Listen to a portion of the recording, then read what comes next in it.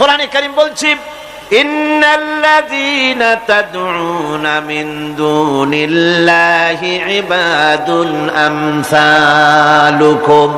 আল্লাহ পাক বলেন, আমাকে বাদ দিয়ে তোমরা যার সামনে মাথা নত করো, যার সামনে পূজা করো, অর্চনা করো, বন্দেগী করো, ওটা তোমার মতো আমার আরেকটি গোলাম।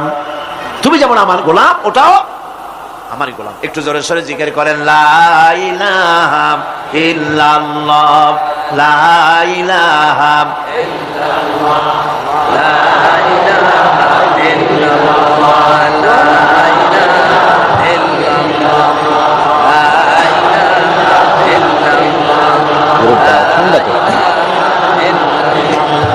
লা ইলাহা ইল্লাল্লাহু মুহাম্মাদুর রাসূলুল্লাহ।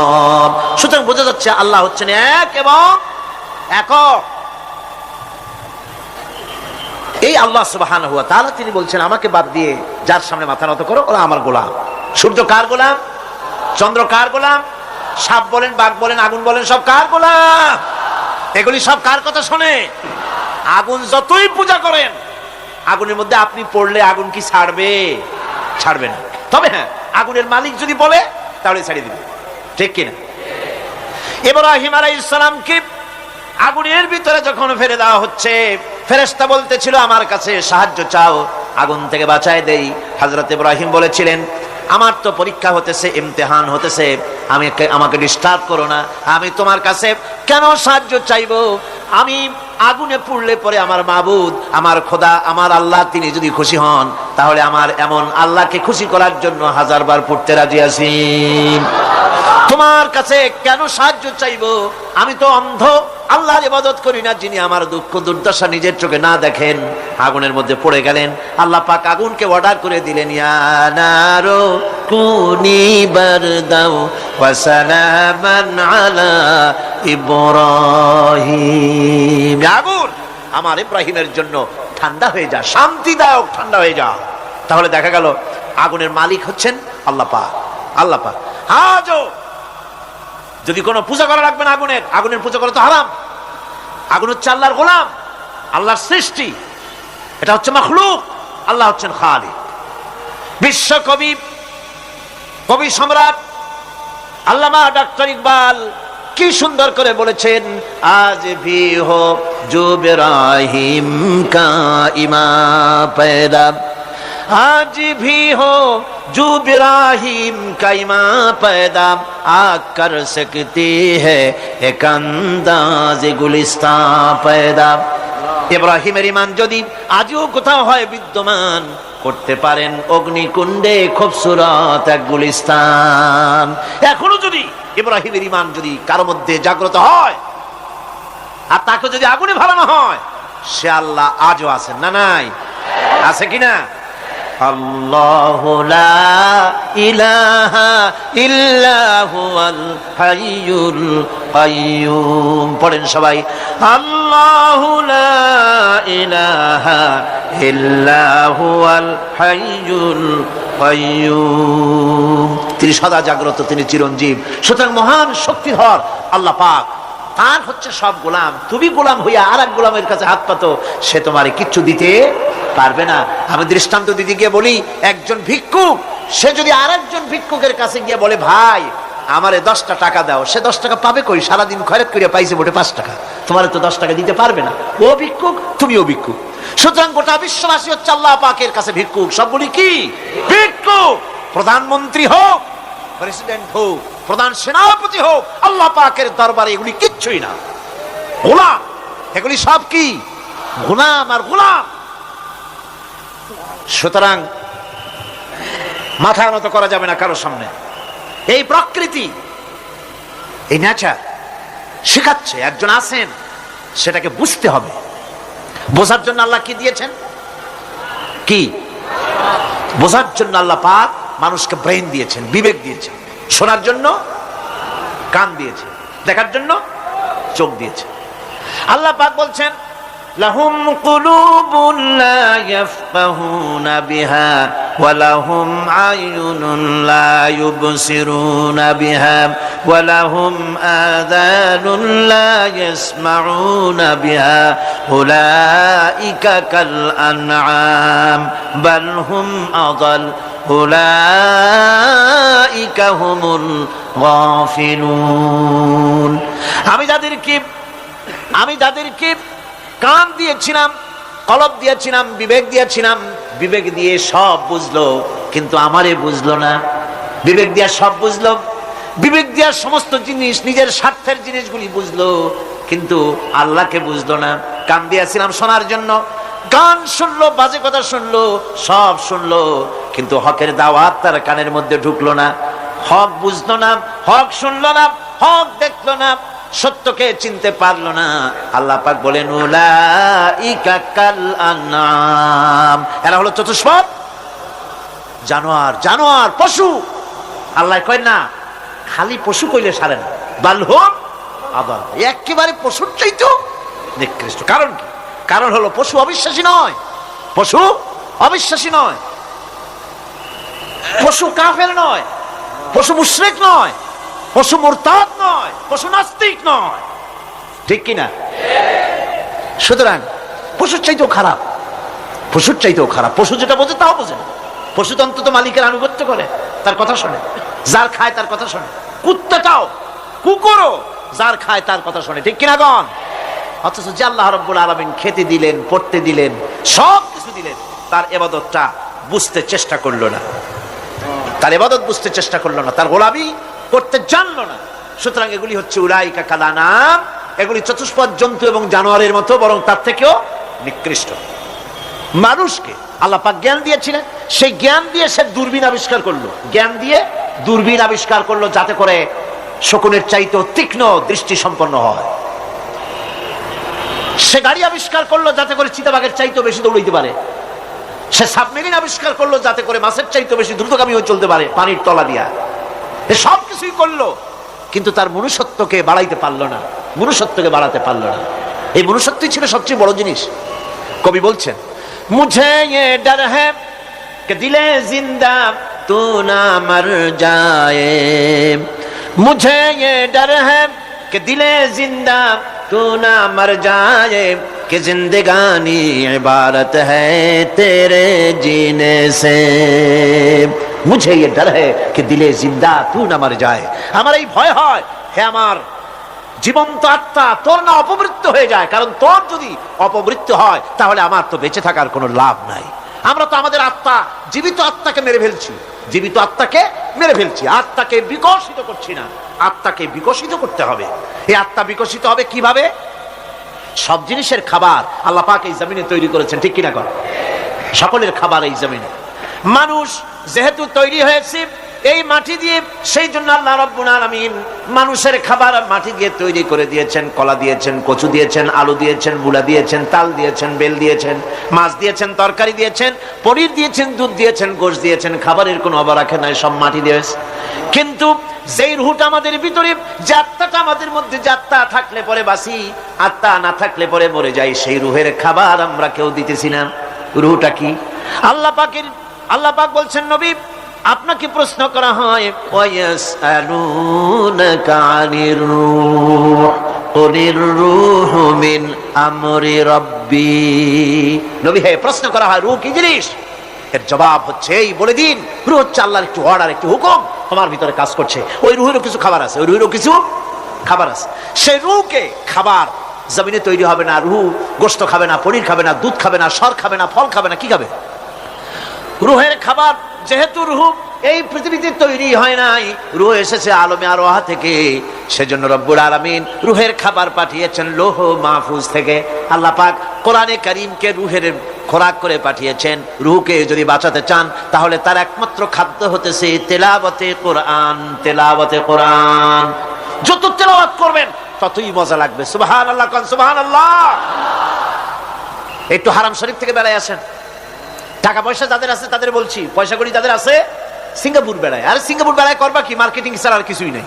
সিঙ্গাপুর, ব্যাংকক, হংকং, এই সমস্ত জায়গায় ঘুরে টুরে আসে খুব দেখে আসছে। টাকা নষ্ট করে লাভ নাই, বরং পয়সা করে যদি আল্লাহ দিয়ে থাকেন হজ তো করবেনই, পয়সা কড়ি বেশি থাকলে রমজান মুবারকে উমরা করে এসেন। রাসূল করিম সাল্লাল্লাহু আলাইহি ওয়াসাল্লাম বলেছেন, যে ব্যক্তি রমজান মুবারকে উমরা করলো সেজন্য আমার সাথে হজ আদায় করলো। কেন বলছি? এই জন্য বললাম, আল্লাহ পাক আমাকে কয়েকবার নসিব করেছেন। সেখানে যখন রমজান মুবারকে যখন তেলাওয়াত হতে থাকে তারাবিহের ভেতরে, মনে হচ্ছে যেন আকাশ থেকে ওহী নাজিল হতেছে। মানুষের চোখের পানি, নাকের পানি একাকার হয়ে যায় হারাম শরীফের ভিতরে।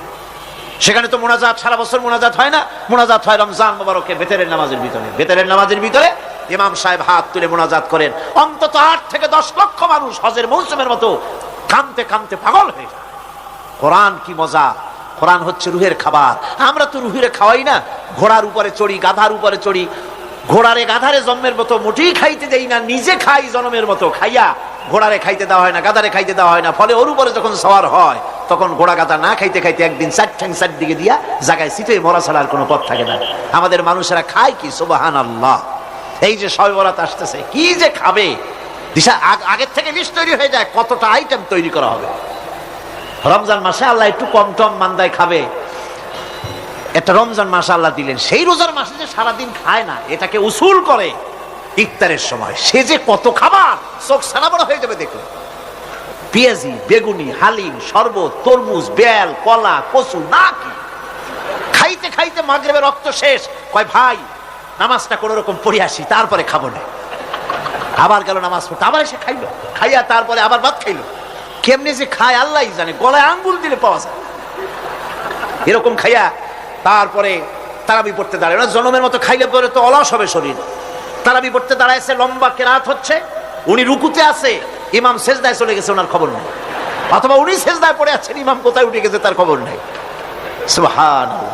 সুতরাং নিজে খাইয়া পেটটারে দুম্বার মতো সাইজ বানাইয়া কোনো লাভ নাই। পেট বড় বানাবেন না, সিনা বড় বানান।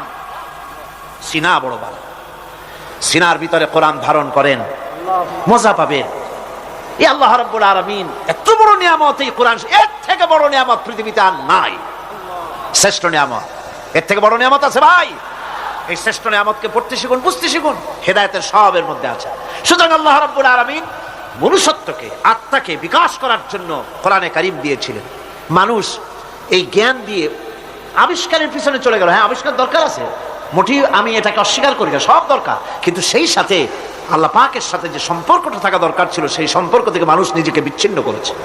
কোরআনে কারীমে আল্লাহ পাক বলছেন, লাকাদ খালাকনাল ইনসানা ফি আহসানি তাকওয়িম। সব থেকে সুন্দর করে বানিয়েছি কারে? মানুষ। চিল্লা এখন কারে?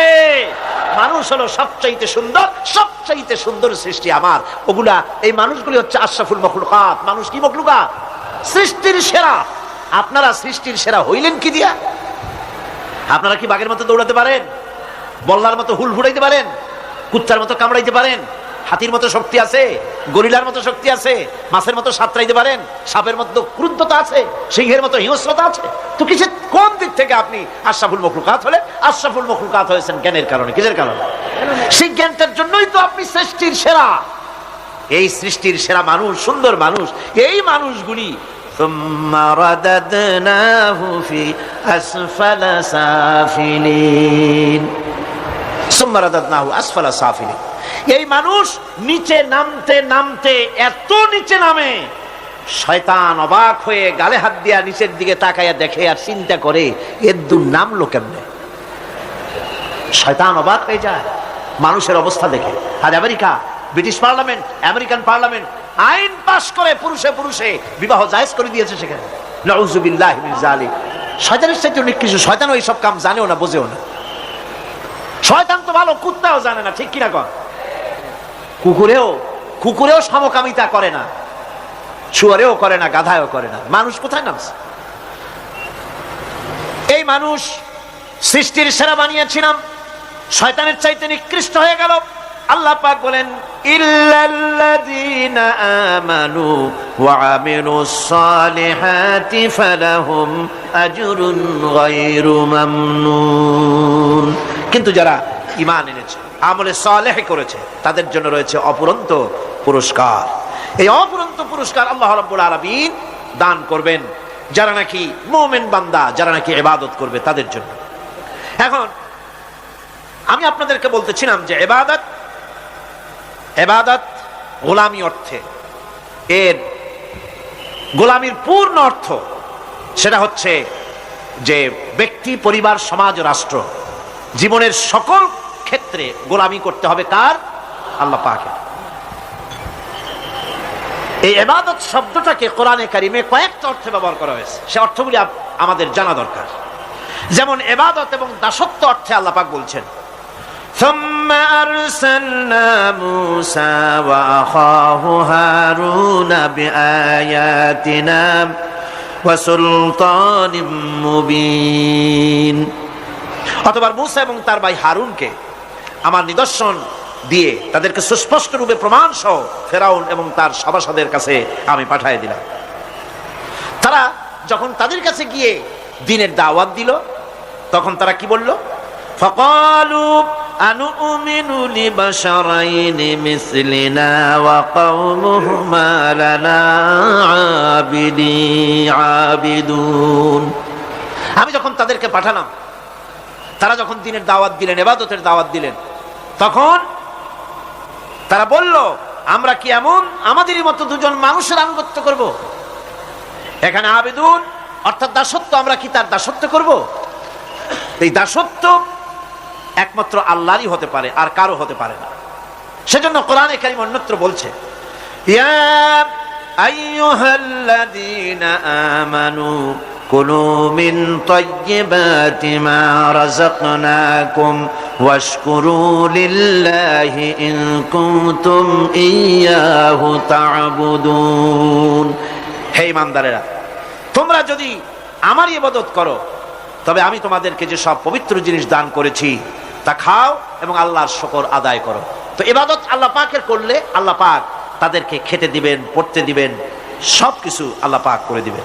তো আল্লাহ পাকের ইবাদত করতে হবে, আল্লাহ পাকের উপর ঈমান আনতে হবে, আর তাগুতকে অস্বীকার করতে হবে। অন্য আরেকটি আয়াতে কথাটা এভাবে এসেছে, ফামান ইয়াকফুর বিত্তাগুতি ওয়া ইউমিন বিল্লাহি ফাকাদ ইসতামসাকা বিল উরওয়াতিল উসকা লাউ ফিসামা লাহা ওয়াল্লাহু সামিউন আলীম। ফামান ইয়াকফুর বিত্তাগুত, যে ব্যক্তি তাগুতকে অস্বীকার করলো, ওয়া ইউমিন বিল্লাহ এবং আল্লাহর উপর ঈমান এনেছে, ফাকাদ ইসতামসাকা বিল উরওয়াতিল উসকা, সে এমন এক মহান অবলম্বন ধারণ করলো যে কোনো জিনিসই তাকে বিচ্ছিন্ন করে দিতে পারবে না। এমন এক মহান অবলম্বন ধারণ করেছে। সুতরাং আল্লাহর উপর ঈমান আনতে হবে, তাগুতকে অস্বীকার করতে হবে।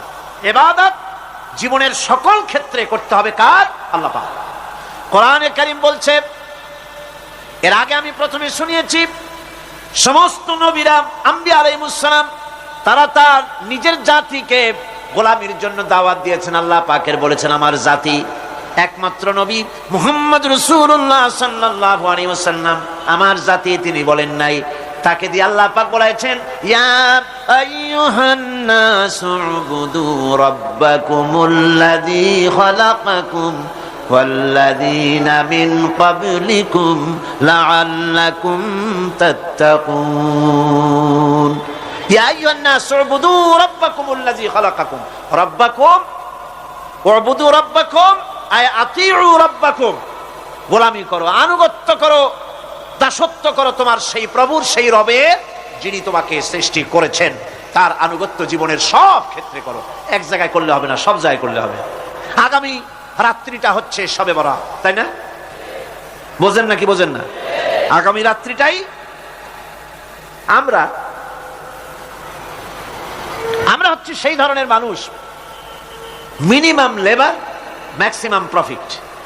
অল্প কাজ করে বেশি প্রফিট যদি করা যায়, আমরা সেই পক্ষে বেশি।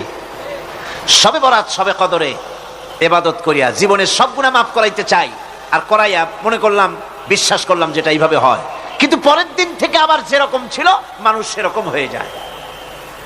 সারা রাত জাগলো শবে বরাতে, সারা রাত জাগলো।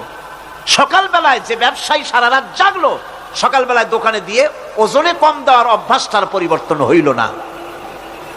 যে কৃষক সারা রাত জাগলো, পরের দিন জমিনের আইল ঠেলার অভ্যেসটা পরিবর্তন হলো না।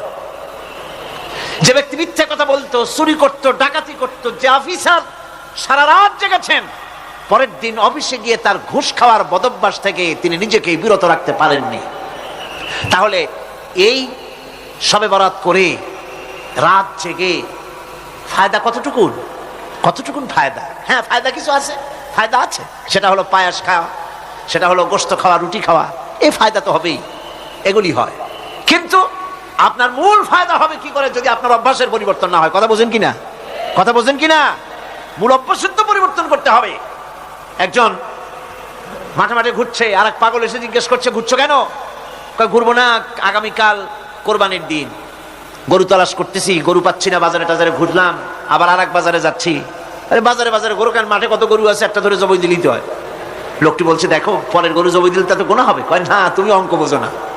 গরু জারি হোক, কোরবানির দিনে গরু জবাও যদি করো তাহলে সব একটা হবে। কোরবানি উপলক্ষে জবাও করছে, একটা সব পাবে না? তো কোরবানির জন্য একটা সব হবে, আর চুরির জন্য অবশ্যই একটা পাপ হবে। কোরবানি যখন দিবা তো কোরবানির সব আর চুরির পাপ ভগ্নাংশের মতো কাটাকাটি হয়ে যাবে, গোশত খাবা পাও। তো মানুষের অবস্থা তো তাই হয়েছে। মানুষের অবস্থা হয়েছে শবে বরাতে সারা রাত জাগবো, কান্দাকাটি করবো, ফাও গুনাহ মাফ হয়ে যাবে, আর গোশত রুটি তো আছেই, যদ্দূর পারলাম খাইলাম। পরের দিন টু ফুর্তি, নো চিন্তা। নাউযুবিল্লাহি মিন যালিক। এই কান্দারও দাম নাই, আর এই ধরনের রাত জাগারও দাম নাই, এই ধরনের ইবাদত করেও দাম নাই। ইবাদতটা হচ্ছে জীবনের সব ক্ষেত্রে ইবাদত করতে হবে।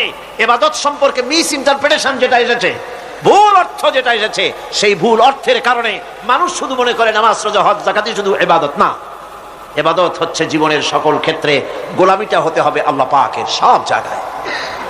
পার্লামেন্টে গোলামি হবে কার? কোর্ট কাছারিতে কার? অফিস আদালতে কার? স্কুলে কলেজে কার? খেতে খামারে কার? রান্নাঘরে, নিজের ঘরে, পরিবারে, সব জায়গায় আনুগত্য কার?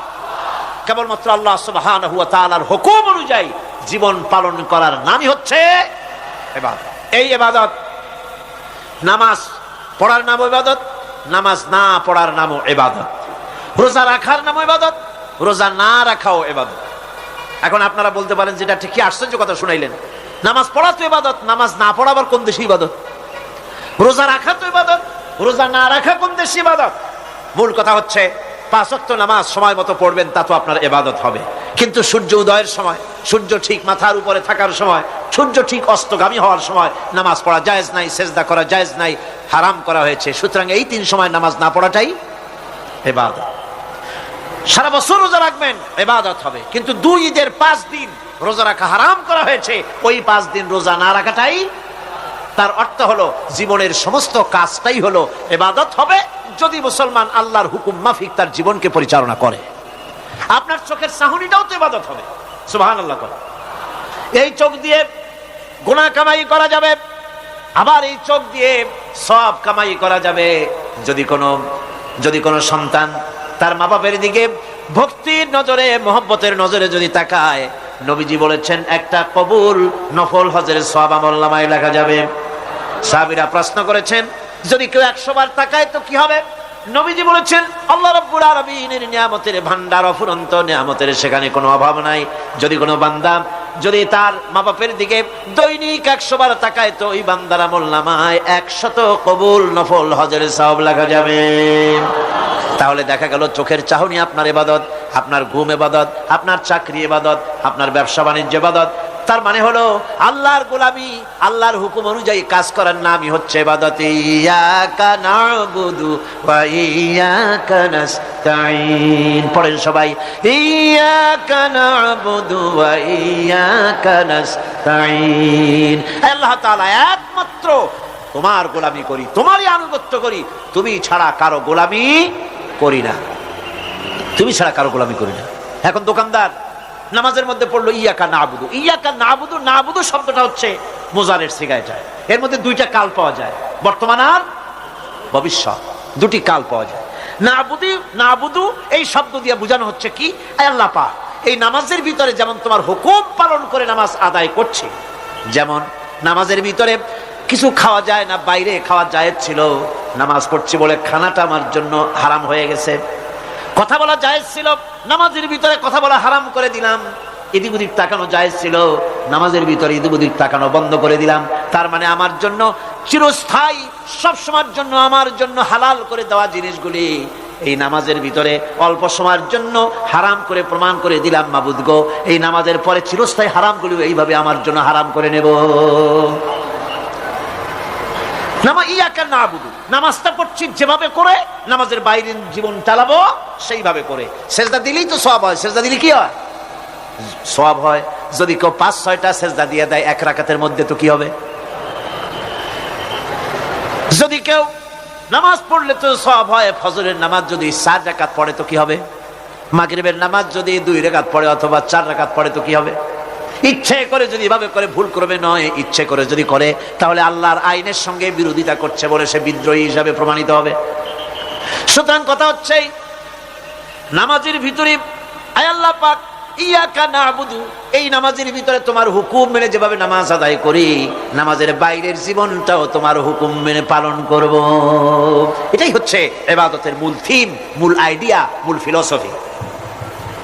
নামাজ ইবাদত করতে হবে জীবনের সব ক্ষেত্রে। নামাজের ভিতরে বললাম ইয়াকা নাবুদু, দোকানদার। এই লোকটা কি? দোকানদার। ঘি বিক্রি করবে, ঘি আনছে দোকানে। তারপরে নামাজ পড়তে দাঁড়িয়েছে। দোকানের পেছনে ছোট্ট ঘর আছে, নামাজ পড়তে দাঁড়িয়েছে। শুরু করে দিল আল্লাহু আকবার, আলহামদুলিল্লাহি রাব্বিল আলামিন আর রহমানির রহিম মালিকি ইয়াউমিদ্দিন ইয়াকা নাবুদু ওয়া ইয়াকা। তাড়াতাড়ি পড়তে হবে যেহেতু খরিদ্দার আসতেছে। খরিদ্দার 2-4 জন ভিড় জমা এসেছে, নামাজ ছেড়ে দিয়েছে। কর্মচারীকে ডাকছে, পেরেশন ভিতরে আসলো। আমি তো কেবল খাঁটি ঘি নিয়ে আসছি, ওর মধ্যে তো ভেজাল দিই নেই।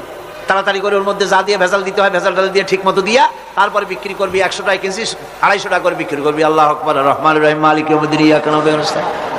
এটা নামাজ হইল? কর এই নামাজের আল্লাহর কোনো দরকার আছে? কোনো দরকার নেই। ইবাদত তো হবে নামাজ যার হুকুমে, ব্যবসা তার হুকুমে।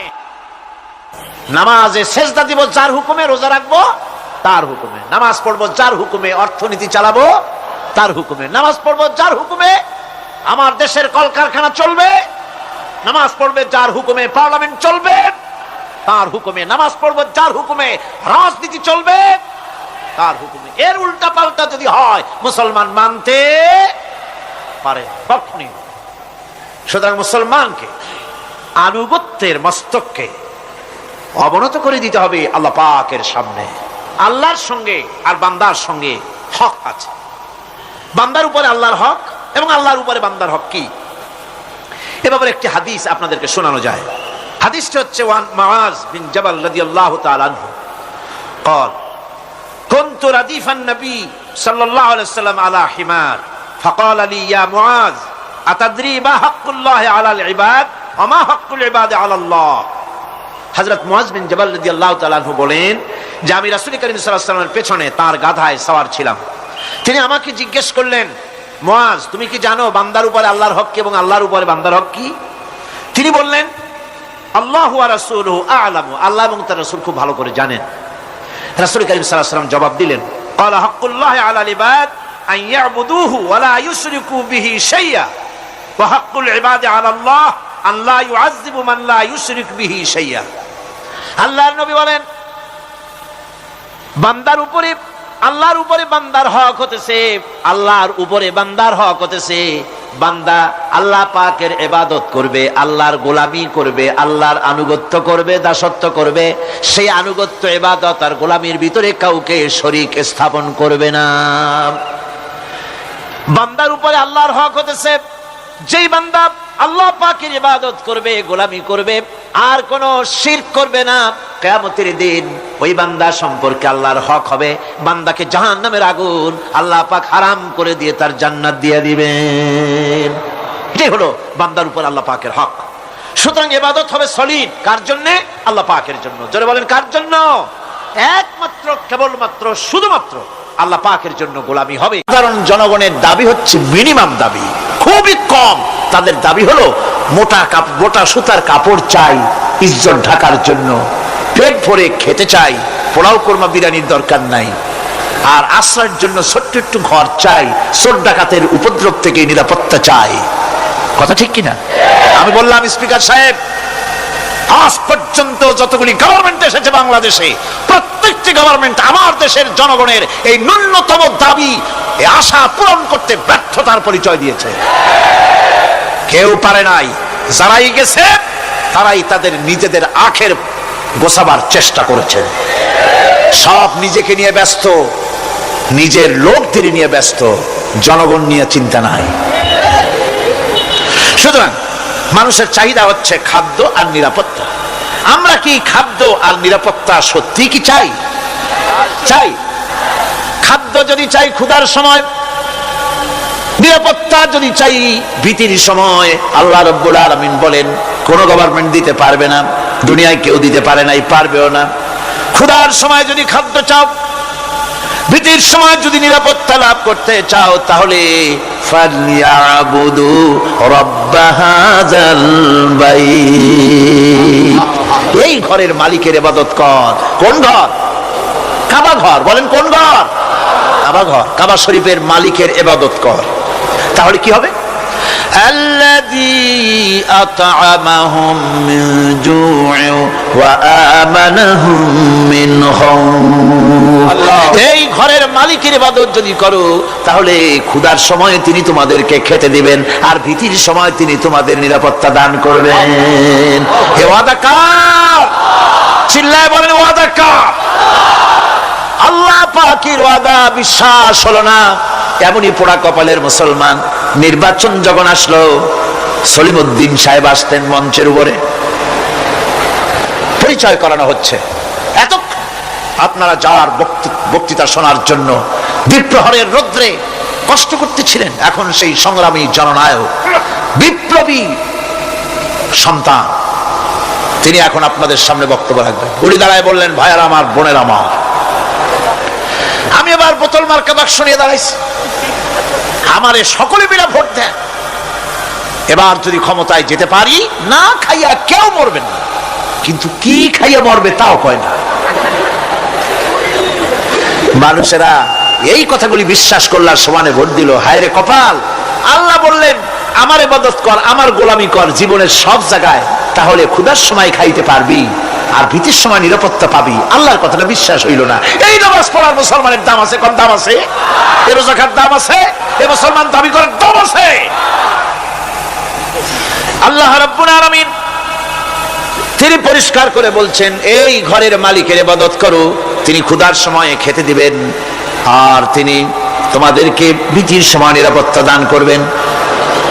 চাউলের অভাব হবে না, পাটের অভাব হবে না, খাদ্যের অভাব হবে না, কারণ দুটি জিনিস যদি তোমরা করতে পারো, খাবারের অভাব হবে না। ওয়ালাউ আন্না আহলাল কুরা আমানু ওয়াত্তাকাউ লাফাতাহনা আলাইহিম বারাকাতিম মিনাস সামাই ওয়াল আরদ। দেশের লোকেরা, জনপদের লোকেরা যদি দুইটা কাজ করে, এক নম্বরে হলো আমার উপরে ঈমান আনবে, দুই নম্বরে হলো আমাকে ভয় করার নীতি অবলম্বন করে যদি চলে, তাহলে ওই দেশের মানুষের জন্য আকাশ আর জমিনের সব বরকতের দরজা আমি আল্লাহ খুলে দেব। আল্লাহর ওয়াদা। আল্লাহ পাকের নিকট মানুষের সবচাইতে বড় দাবি কি? আল্লাহর কাছে মানুষের সবচাইতে বড় দাবি কি করতে পারেন? পারেন না। আল্লাহ পাকের কাছে মানুষের শ্রেষ্ঠ দাবিটা আল্লাহ নিজেই শিখাই দিয়েছেন। আমার কাছে দাবি কর, ইহদিনাস সিরাতাল মুস্তাকিম। আয় আল্লাহ, একটা সোজা, একটা সরল রাস্তা আমারে দাও, একটা সহজ পথ আমারে দাও। এই কথা সূরা ফাতিহা দাবি করার পর আল্লাহ রাব্বুল আলামিন এই অভিনন্দনের জবাবে, 7টা বাক্যের অভিনন্দনের জবাবে আল্লাহ রাব্বুল আলামিন 30 পারা কোরআন শরীফ নাজিল করে দিলেন। সূরা ফাতিহার এই সওয়ালের জবাবে আল্লাহ পাক বললেন, ওয়া আনি'বুদুনি হাযা সিরাতুম মুস্তাকিম। সোজা রাস্তা চাও, আমার গোলামি করো, ইবাদত করো। সব জায়গায় ইবাদত, গোলামি করাই লাগবে। আমার কাছে সোজা রাস্তা চাও, সোজা রাস্তা হলো আমার গোলামি করা। কার গোলামি? বেহেশতে যেতে চান? আমি আস্তে জিগেলাম বলে আপনারা আস্তে জবাব দিলেন। বেহেশতে যেতে চান? সুবহানাল্লাহ। এমন কোন মানুষ আছে নাকি যে বেহেশতে যেতে চায় না? মদ খোর যাইতে চায়। সবাই, আমরা সবাই বেহেশতের আশা করি, ঠিক কিনা? আল্লাহ রাব্বুল আলামিন বলেন, বেহেশতে যদি যেতে চাও তাহলেও ইবাদত করা লাগবে, ইবাদত ছাড়া জান্নাতে যাওয়া যাবে না। ফাদখুলি ফি ইবাদি ওয়াদখুলি জান্নাতি। সর্বপ্রথম আমার বান্দার মধ্যে দাখিল হয়ে যা, আমার গোলামির মধ্যে দাখিল হওয়া, আমার গোলাম হয়, এরপরে আমার জান্নাতে চলে যা। আগে গোলাম হবি, তারপরে কোথায় যাবি? জান্নাতে যাবে। আগে গোলাম হ, আগে গোলামির খাতায় নাম লেখা, আগে সত্যিকারের আমার বান্দা হ, গোলাম, এরপরে জান্নাতে যাওয়া যাবে। জান্নাতে যাইয়া আল্লাহর সাথে কি দেখা করতে চাই? আল্লাহর সাথে দেখা করতে চাই। আল্লাহ রাব্বুল আলামিন বলেন, فَمَنْ كَانَ يَرْجُو لِقَاءَ رَبِّهِ فَلْيَعْمَلْ عَمَلًا صَالِحًا وَلَا يُشْرِكْ بِعِبَادَةِ رَبِّهِ أَحَدًا। তোমাদের মধ্যে যদি কেউ আল্লাহর সঙ্গে, তার রবের সঙ্গে যদি কেউ দেখা করতে চায়, তাহলে সে যেন ভালো ভালো কাজ করে, নেক কাজ করে, আর তোমার রবের সাথে অর্থাৎ আল্লাহ রাব্বুল আলামিনের সাথে ইবাদতের মধ্যে যেন কাউকে শরীক না করে। শিরক যদি না করো, খাঁটি গোলাম, খাঁটি বান্দায় যদি পরিণত হতে পারো, কিয়ামতের দিন আল্লাহ রাব্বুল আলামিনের সঙ্গে দিদার নসিব হয়ে যাবে। এই গোলামি করব কতদিন? কতদিন গোলামি করব? এই প্রশ্নের জবাবে আল্লাহ রাব্বুল আলামিন কোরআনে কারীমের মধ্যে জবাব দিয়ে দিয়েছেন, ওয়া'বুদ রাব্বাকা হাত্তা ইয়াতিয়াকাল ইয়াকিন। মৃত্যু পর্যন্ত, যতক্ষণ না নাক দিয়ে শেষ প্রশ্বাসটি, নিঃশ্বাসটি বেরিয়ে যাচ্ছে, ততক্ষণ পর্যন্ত আনুগত্য, গোলামি সবটা হবে কার? জোরে চিল্লা এখন কার? এই গোলামি জীবনের সব ক্ষেত্রে করতে পারলে আমরা মুসলমান, আর করতে না পারলে মুসলমান নামে মুনাফিক। না পারলে কি? মুনাফিক। বন্ধুগণ, ইয়াকা নাবুদু পর্যন্ত বলে ওয়া ইয়াকা নাস্তাইনের কথাটা শোনাচ্ছি। সূরা ফাতিহার ভিতরে আমরা পড়ি, পড়েন আমার সাথে, ইয়াকা নাবুদু ওয়া ইয়াকা নাস্তাইন। হে আল্লাহ, একমাত্র তোমার গোলামি করি আর একমাত্র তোমার কাছে সাহায্য চাই। তুমি ছাড়া কারো কাছে সাহায্য? এটা কি ঠিক? এটা কি আমাদের মনের কথা, ইমানের কথা? আল্লাহ করুন, আল্লাহ করুন, বলি আমিন। হাদিস শরীফে বলা হয়েছে, ইজা সাআলতা ফাসআলিল্লাহ ওয়া ইজা ইসতাআনতা ফাসতাইন বিল্লাহ। কিছু চাইতে হলে আল্লাহর কাছে চাও, কিছু বলতে হলে, ভিক্ষা করতে হলে আল্লাহর কাছেই ভিক্ষা করো। কার কাছে ভিক্ষা করবেন? আল্লাহর কাছে বলুন। আমার বন্ধুগণ, আমি আমার ঈমান থেকে কথা বলি, আমি আমার ঈমান থেকে কথা বলি। কোরআন এবং হাদিস পড়ে যতটুকু আল্লাহ বোঝার তৌফিক দিয়েছেন, সেই কথাগুলি পেশ করার জন্য চেষ্টা করি। বন্ধুগণ, এদিক ওদিক কোনো দিকে না ঘুরে মসজিদে যান, মসজিদে গিয়ে নামাজ পড়েন, আর আল্লাহর কাছে হাত পেতে আল্লাহরে বলেন। সেজদা গিয়া যখন রব্বুল আলামিনের দরবারে কিছু চাইবেন, হুজুরের কাছে জিজ্ঞেস করা হয়েছে, হুজুর, বান্দা কখন আল্লাহর নিকটবর্তী হয়ে যায়? আল্লাহর নবী বলেছেন, বান্দা যখন সেজদা দেয় তখন বান্দা একেবারে আল্লাহ পাকের কাছে চলে যায়। আল্লাহর কাছে চান, যা দরকার, ছেলে নাই, মেয়ে নাই, বউ নাই, অথবা চাকরি নাই, প্রমোশন চাই, ব্যবসায় উন্নতি চাই, যা দরকার কাকে বলবেন? মনটাকে পরিষ্কার করুন, আজকে মনটাকে সাফ করুন, সমস্ত দুর্বলতা থেকে মনকে উঠায় আনুন, বিশ্বাস করুন, যা চাওয়া, যা বলা সবটা আল্লাহর কাছে। কার কাছে? আমি তার গোলাম। আমি কার গোলাম? আল্লাহ ছাড়া কারো কাছে আমার অভিযোগ তুলবো না, সবটা বলবো আল্লাহর কাছে। বলে দেখেন, বলে দেখেন আল্লাহ পাক কিভাবে আপনাকে সাহায্য করেন। সুবহানাল্লাহ। ভাইরা আমার, আল্লাহ রাব্বুল আলামিন রাসূল করিম সাল্লাল্লাহু আলাইহি ওয়াসাল্লামকে বলেছেন, ফাইদা ফারাগতা ফানসাব ওয়া ইলা রাব্বিকা ফারগাব। যখন তুমি খালি হাত হয়ে যাবে, দাঁড়িয়ে যাবে এবং তোমার রবের কাছে মিনতি জানাবে, কিছু যখন থাকবে না, তোমার রবের কাছে দাঁড়ায় যাও আর তার কাছে মিনতি জানাও, তোমাকে আল্লাহ ভরপুর করে দিবেন।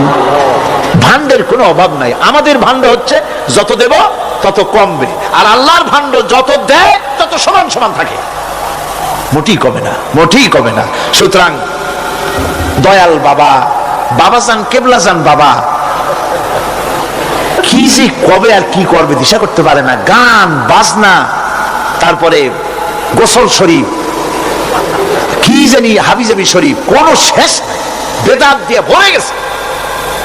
এগুলি বিশ্বাস করবেন না। বিদআত খারাফা, এর সাথে মুসলমানের কোনো সম্পর্ক নাই। গান বাজনার সাথে মুসলমানের কোনো সম্পর্ক।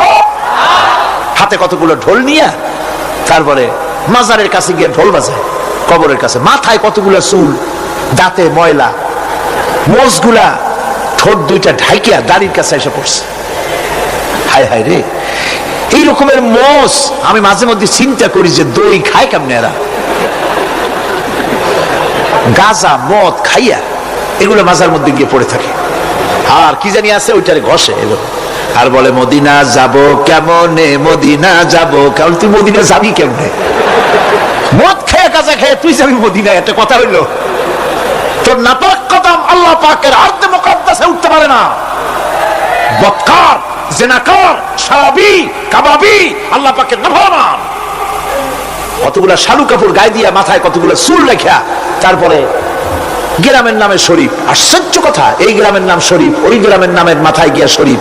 শরীফ তো মক্কা শরীফ, মদিনা শরীফ, কোরআন শরীফ, হাদিস শরীফ। আর শরীফের দরকার নাই। শরীফের জাত মারছে গ্রামে গ্রামে শরীফ লাগাইয়া। কর্ণফুলী শরীফ, চন্দ্রকোনা শরীফ। আশ্চর্য কথা। শরীফ শব্দের একটা ইজ্জত থাকা উচিত, ঠিক কিনা কর? আপনাদেরকে সতর্ক হতে হবে। আনুগত্য এবং গোলামি সকল ব্যাপারে আল্লাহ পাকের করতে হবে। চাইতে হবে কার কাছে? আল্লাহর কাছে। আমার এই কথা আপনাদের মনে আছে কিনা জানি না। সম্রাট শাহজাহানের সময় এক ফকির, এক ভিক্ষুক ভিক্ষা করে বেড়াতো। 70-80 বছর বয়স হয়ে গিয়েছে। এক লোক বলছে, সারা জীবন তো তোমার ছোটবেলা থেকে ভিক্ষা করতে দেখলাম। সে বলল, মানুষের দেয় তো 2 পয়সা 1 পয়সা, ভিক্ষা ছাড়া করবোটা কি? লোকটি বলল, তোমার একটা পরামর্শ দেই, একদিন সম্রাটের কাছে গিয়ে যে দেখো, একবারে যা দেবে খাইয়া কুলাইতে পারবে না। সম্রাট শাহজাহান কোথায় আছে এখন? দেখো গিয়ে মসজিদে আছে। লোকটি মসজিদের বাইরে গিয়ে দেখে সম্রাট একা হাত তুলে বসে আছে। চোখ থেকে পানি পড়তেছে দরদর করে, দাড়ি ভিজে জামায় পড়তেছে। বহুক্ষণ দাঁড়িয়ে আছে। এরপরে সম্রাট তার মুনাজাত শেষ করে বেরিয়ে আসছেন। ফকিরের সঙ্গে দেখা। ফকির বলল, আসসালামু আলাইকুম। তিনি বললেন, ওয়ালাইকুম আসসালাম ওয়া রাহমাতুল্লাহ। ফকির রওনা করেছে। বাদশা বলছে, তুমি তো একজন ভিক্ষুক মানুষ বলি মনে হয়, আমার কাছে তো কেউ কিছু না চাইয়া যায় না, তুমি যে কিছু না চেয়েই চলে যাচ্ছ। ভিক্ষুক বলছে, জাহাপানা, সত্যি কিছু চাইতে এসেছিলাম আপনার কাছে, কিন্তু আপনার অবস্থা দেখে আমার জ্ঞানের চোখ খুলে গেছে। আমি দেখতে পেলাম, আমি যে সম্রাটের কাছে ভিক্ষা চাইতে আসলাম, আমি তো শুধু তাকাই আছি, আমি তো কান্দি না, বরং আমি যার কাছে চাইতে এসেছি তিনি আমার চাইতে আরো নগণ্য ভিক্ষুকের মতো হয়ে কার কাছে যেন হাত পেতে চোখের পানি ফেলে কান্দে। মনে মনে ভাবলাম, সম্রাট কান্দে যে সম্রাটের কাছে, ওই আল্লাহ ছাড়া জীবনে কারো কাছে কিছু চাইব না। আল্লাহর কাছে চাওয়ার অভ্যাস করুন, তিনি দিতে পারেন, সবকিছু তার আছে। এই বিশ্বাস মনের ভিতরে জমাতে হবে, তাহলেই সত্যিকারের মুসলমান আমরা হব। আল্লাহ পাক সত্যিকারের গোলাম আমাদেরকে বানাবেন। আমরা বলি আমিন। আজকে আমি বেশি কথা বলবো না, কারণ আজকে হলো পবিত্র এক রাত। অনেকে রোজা রেখেছেন, আবার সারা রাত অনেকে ইবাদত করবেন। সুতরাং সেই পথে আমি আর অন্তরায় সৃষ্টি করতে চাই না। আজকের মতো ইয়াকা নাবুদু ওয়া ইয়াকা নাস্তাইন আজকের মতো শেষ করা হলো।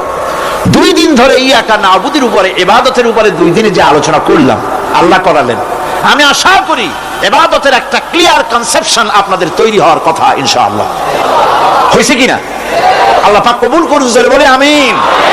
আমি যা বুঝাতে চেষ্টা করেছি কোরআন দিয়ে, আল্লাহর কোরআনকে কোরআন দিয়ে বুঝাতে চেষ্টা করেছি, ঠিক কিনা?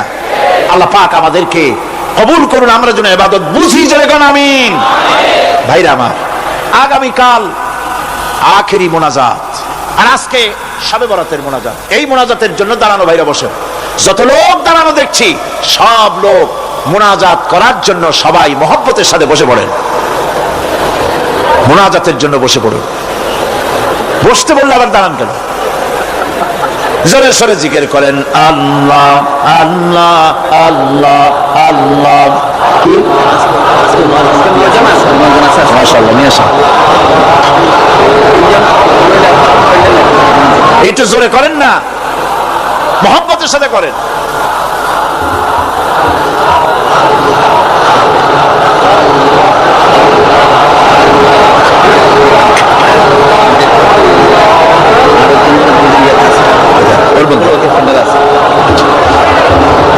আলহামদুলিল্লাহ, কোন আলহামদুলিল্লাহ। আজকের পবিত্র রজনীতে 9 জন ইসলাম কবুল করার জন্য মঞ্চে চলে এসেছেন।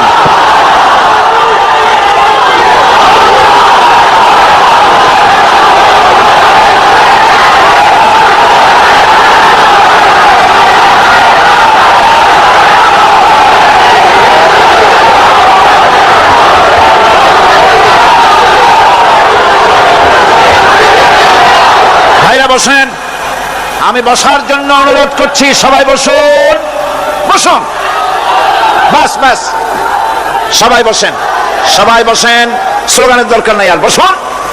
আমি আবারও বলি, আমার বড় আফসোস হয় মুনাজাতের কথা শুনলে কিছু লোক হাঁটেন, আমি আশ্চর্য হই কলিজার সাহসটা কি আল্লাহর কাছে মুনাজাত করা, এত বড় বিশাল মাহফিল, আর তার থেকে নিজেকে হতভাগ্য বানায়া মাহফিল থেকে হাঁটে যান। ভয় করা উচিত আল্লাহ পাককে। আল্লাহ হেদায়েত করুন, জোরে কোন আমিন। মুনাজাতের লোভ সামলান কেমনে? আল্লাহ পাক সকলকে রহম করুন। 9 জন ইসলাম কবুল করার জন্য এসেছেন, আলহামদুলিল্লাহ। একজন নাম হচ্ছে হারাধন্দে, বর্তমান নাম পছন্দ করেছে মোহাম্মদ হাসান মুরাদ। 2 গোপাল কৃষ্ণ দাস, বর্তমান নাম পছন্দ করেছে মোহাম্মদ আব্দুর রহমান। এর মধ্যে 3 জন আছে মহিলা, যারা মহিলা প্যান্ডেলের মধ্যে আছেন। চন্দনা রানী দাস, বর্তমান নাম পছন্দ করেছেন মুসাম্মাত রাবেয়া খাতুন। আল্লাহ সত্যি রাবেয়ার মতো বানায় দিন। অঞ্জনা দাস, বর্তমান নাম পছন্দ করেছেন মুসাম্মাত ফারজানা ইয়াসমিন। চিনু রানী দাস, বর্তমান নাম পছন্দ করেছেন মুসাম্মাত জান্নাতুল ফেরদাউস। মাশাআল্লাহ।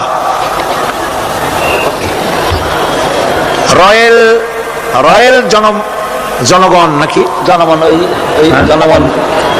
জনমন সুমন, বর্তমান নাম পছন্দ করেছে মোহাম্মদ হাসান সানি। পলাশ তালুকদার, বর্তমান নাম পছন্দ করেছে মোহাম্মদ আব্দুর রহিম। মাখন চন্দ্র পাল, বর্তমান নাম পছন্দ করেছে মোহাম্মদ জাহাঙ্গীর আলম। 9 নম্বর স্বপ্না, বর্তমান নাম পছন্দ করেছে খাদিজা বেগম। যেসব মহিলা, 3 জন মহিলা আপনারা ইসলাম কবুল করবেন, আপনারা প্যান্ডেলের ভিতরে, মহিলা প্যান্ডেলের মধ্যে আমি এখন যা বলতেছি আপনারা আমার সাথে তা উচ্চারণ করবেন। আর আপনারা আমার কাছে আসেন, সবাই কাছে আসুন, কাছে, সব একদম কাছে আসেন, হাত দেন।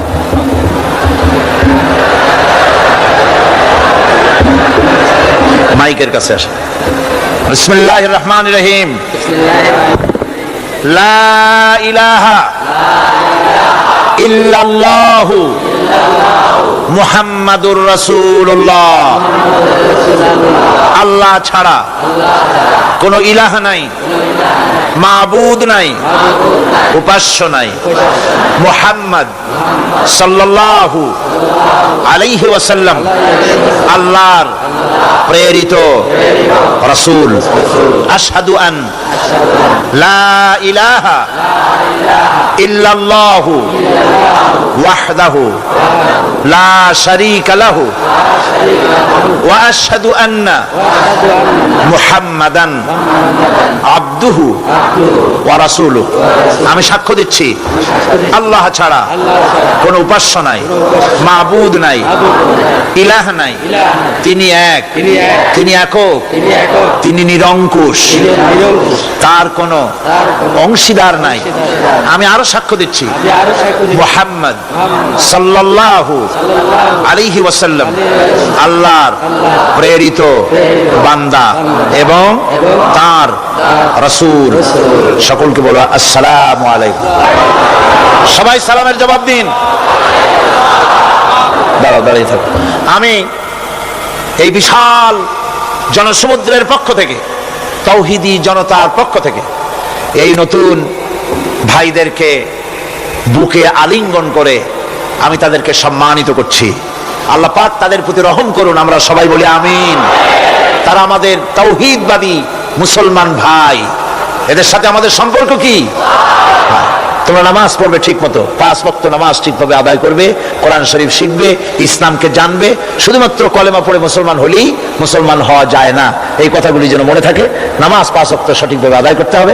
আল্লাহ যেন খাঁটি মুসলমান ওনাদের বানান, সকলে বানা আমিন।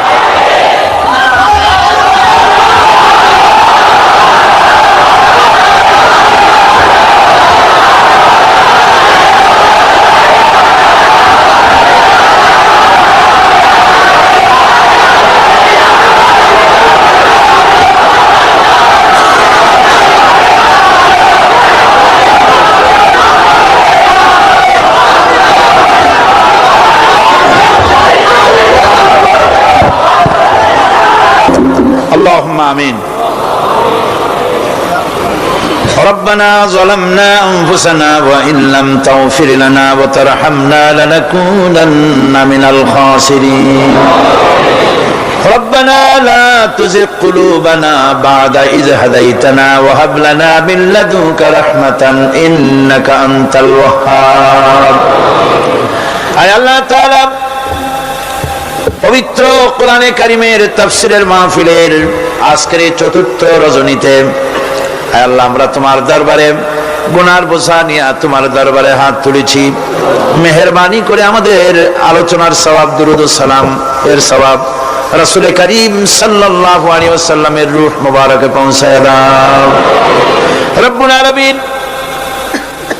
আমাদের মধ্য থেকে যাদের মা বাপ দুনিয়া থেকে বিদায় হয়ে গেছে, আয় আল্লাহ কোন অবস্থায় আছে জানি না, রব্বুল আলামিন আজকের এই পবিত্র রজনীতে তোমার দরবারে হাত তুলেছি, আমাদের মা বাপের গুনাহ খাতা মাফ করে দাও। রব্বুল আলামিন মা বাপের কবরগুলিকে জান্নাতের টুকরায় পরিণত করে দাও। রব্বিরহামহুমা কামা রব্বায়ানি সগীরা। পড়েন সবাই, রব্বিরহামহুমা কামা রব্বায়ানি সগীরা। হে আল্লাহ তাআলা, জীবনে গুনাহ করে করে জীবনটারে আমরা নষ্ট করে ফেলেছি। মাবুদ গো, মেহেরবানি করে আমাদের तमाम জিন্দেগীর গুনাহ খাতা maaf করে দাও। আমাদের দাদা দিনা নানি, আত্মীয় স্বজন, পাড়া প্রতিবেশী, আমাদের পীর ওস্তাদ, আমাদের মুর্শিদ, আমাদের বন্ধু বান্ধব যারা মারা গেল, কবরগুলিকে জান্নাতের টুকরা বানাইয়া দাও। রব্বুল আলামিন, তোমার হাবিব বলেছেন 3000 বছর বসে জাহান্নামের আগুন উত্তপ্ত করা হয়েছে।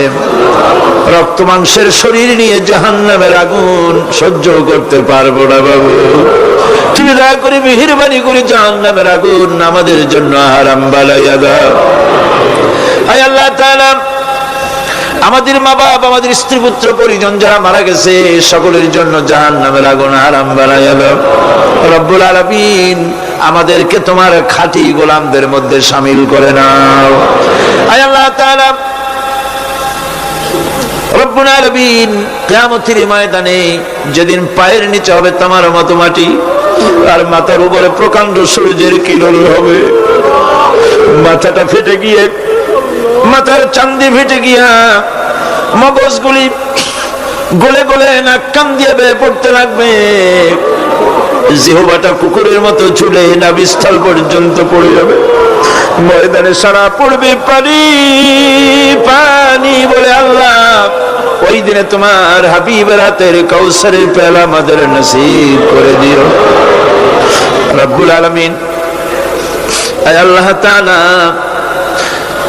লক্ষ লক্ষ মানুষ তোমার দরবারে ভিক্ষুকের মতো হাত তুলেছি। আয় আল্লাহ, কিয়ামতের দিন তুমি দয়া করে আমাদেরকে সেই জান্নাত দান করো, যেই জান্নাতের ভিতরে তোমার হাবিব বসা থাকবেন।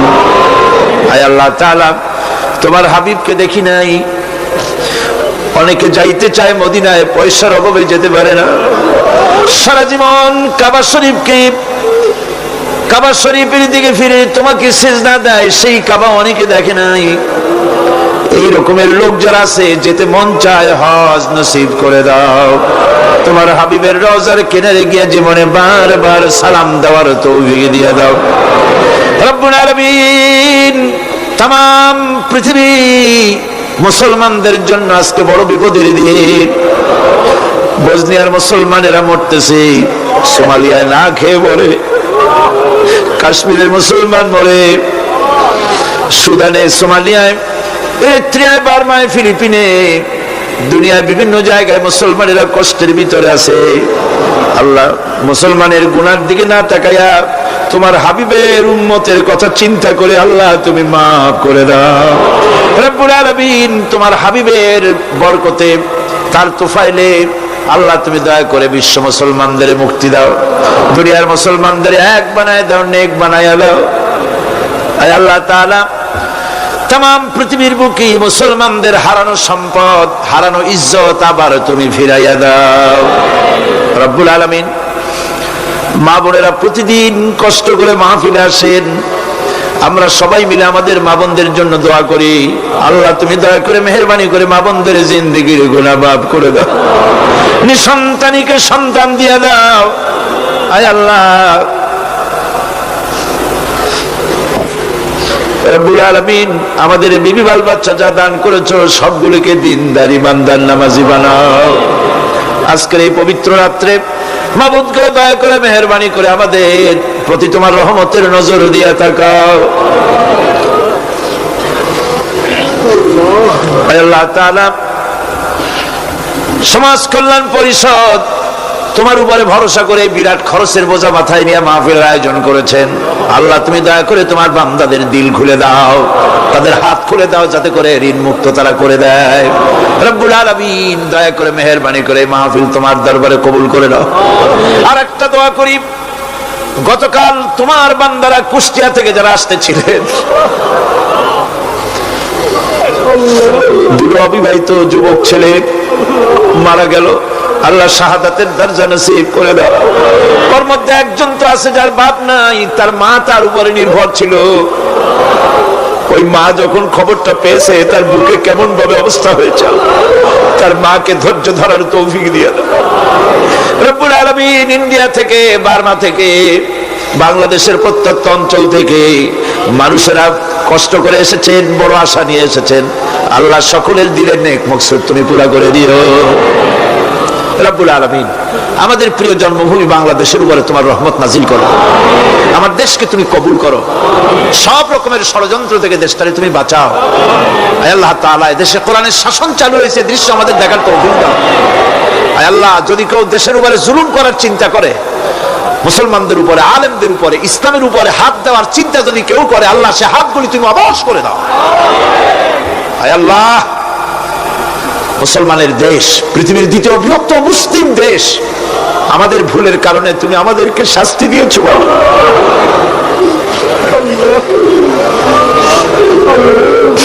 আমাদেরকে মাফ করে দাও, আমাদেরকে ক্ষমা করে দাও, ইসলাম কায়েম। আয় আল্লাহ, মাওলানা শামসুদ্দিন সাহেব এমন ছিল যে বাপ মার ঔরসে এসেছে, সেই বাপ মাকে জান্নাত নসিব করে দাও।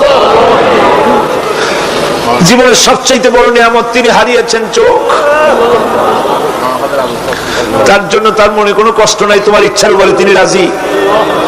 আয় আল্লাহ, তুমি তার উপরে রহম করো, যতদিন বেঁচে থাকেন তিনি সুস্থ অবস্থায় রাখো। সমাজ কল্যাণ পরিষদকে, তার সমস্ত প্রজেক্টকে তুমি কবুল করো। আরেকটি সুন্দর শিক্ষা প্রতিষ্ঠান হচ্ছে দারুল ইরফান নাম করে।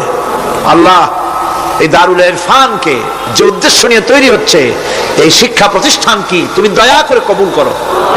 রব্বানা তাকাব্বাল মিন্না ইন্নাকা আনতাস সামিউল আলিম ওয়া তুব আলাইনা ইন্নাকা আনতাত তাওয়াবুর রহিম। সুবহান রাব্বিকা রাব্বিল ইজ্জাতি আম্মা ইয়াসিফুন ওয়া সালামুন আলাল মুরসালিন আলহামদুলিল্লাহি রাব্বিল আলামিন। ওয়াজআল آخر كلمتنا عند الموت لا إله إلا الله محمد رسول الله.